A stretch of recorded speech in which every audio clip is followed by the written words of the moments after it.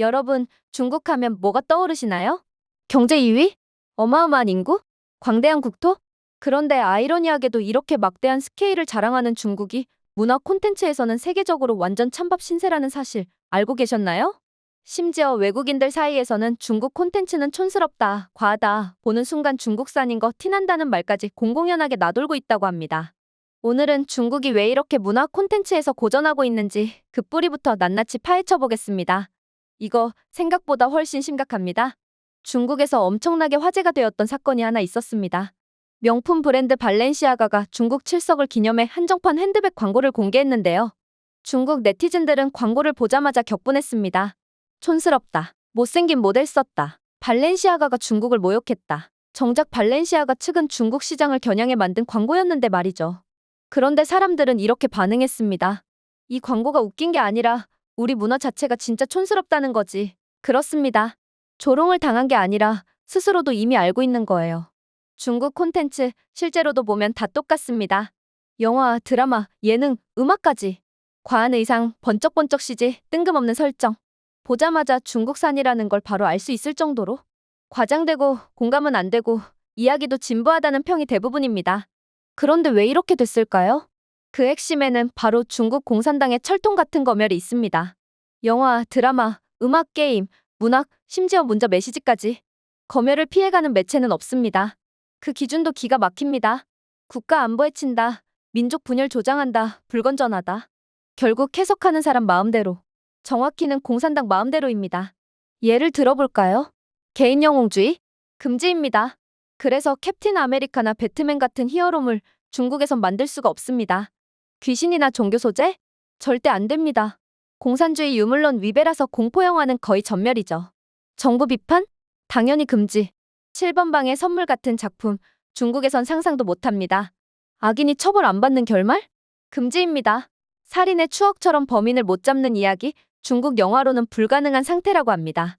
이쯤 되면 아예 예술의 사망 선고 수준이죠. 실제로 수많은 작품들이 검열 때문에 무너졌습니다.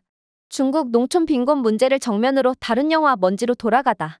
해외 언론에서는 명작이라며 찬사를 받았지만 중국 내에서는 검열에 걸려 개봉도 제대로 못했습니다. 노래도 예외는 아닙니다. 타이완 가수 리츠가 발표한 사회 비판 곡 그들. 이 곡은 중국에서 지난 2015년 금지곡으로 지정되면서 노래방에서도 부를 수 없게 됐습니다.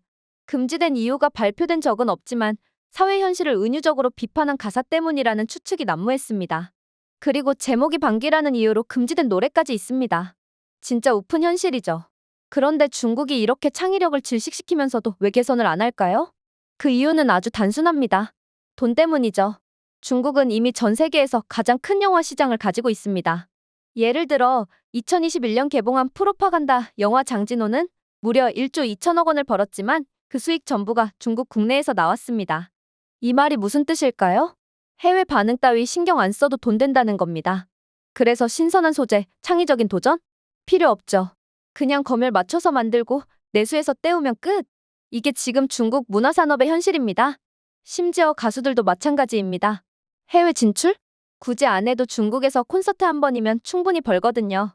그러니 퀄리티 향상도, 언어 장벽 극복도 다 무의미합니다. 결국 글로벌 음악 시장에서는 경제 규모가 훨씬 작은 영국, 독일보다도 중국 음악 시장이 영향력이 낮은 이런 이상한 현상이 벌어지게 된 것입니다. 여기에 더해진 게 바로 중화 사상입니다.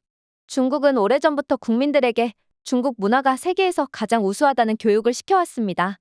아무래도 시진핑 집권 아래 국민들을 자기 맘대로 컨트롤하기 위한 장치가 아닐까 싶은데요. 그런데 이게 너무 과하게 주입되었다는 것이 문제입니다. 얼마 전에 우리나라에 오는 미세먼지에 관해 한 중국인을 인터뷰한 내용이 정말 충격적이었습니다. 우리나라에 오는 미세먼지는 중국의 잘못이 아니며 그게 중국이 원인이라 할지라도 알바 아니고 알아서 해결해야 한다고 말한 걸 보고 정말 이들은 중국이라는 나라 하나밖에 보이지 않는 사람들이구나 라는 것을 느낄 수 있었습니다. 그리고 그런 정신 상태는 문화에도 그대로 주입되었죠. 심지어 아시아 최고의 스타로 불리는 주걸류는 외국인이 내 노래 듣고 싶으면 중국어부터 배워라. 중국어가 최고 언어고 중국 문화가 최고다라고 말했죠. 글로벌 시장에선 어떻게든 언어 장벽을 허물려고 노력하는 한국과는 완전히 정반대의 태도입니다. 그리고 이 모든 문제를 그냥 방치하고 있다는 게 중국 문화 콘텐츠 몰락의 가장 큰 이유입니다. 그래서 중국은 막대한 경제력을 가지고도 문화 콘텐츠 영향력은 한참 뒤처져 있고 꽤나 오랜 전통 문화를 가지고 있으면서도 현대적으로 매력 있게 풀어내지 못합니다. 좋은 재료가 있어도 제대로 된 요리를 못하면 의미가 없는 법입니다. 그런 이유 때문일까요? 현재 중국 문화는 중국 자국인들에게도 외면받고 있습니다. 오히려 현재 중국인들은 넷플릭스, 유튜브를 K-팝과 한국 드라마, 영화를 한국 것으로 물들이며 글로벌 감성을 만들어내고 있는 한국에 푹 빠진 상태입니다. 중국이 애초부터 두려워하던 것이 이거라 한한령이라는 조치를 내렸던 것이었지만 현재는 이 한한령이 해제될 기미를 보이고 있다는데요. 얼마 전 한국의 3인조 힙합 그룹 호미들은 중국 공연장에서 공연을 하였습니다. 솔직히 이 호미들은 한국 내에서 그리 인지도가 높은 편은 아님에도 불구하고 중국의 공연장에서는 떼창이 튀어나왔다는데요. 그 정도로 중국인들의 한국에 대한 관심이 어마어마하다는 것을 알 수 있는 대목이었습니다. 망해가는 중국과 달리 한국은 어떻게 이런 눈부신 발전을 할 수 있었던 것이었을까요? 한국은 내수시장이 작았는데요.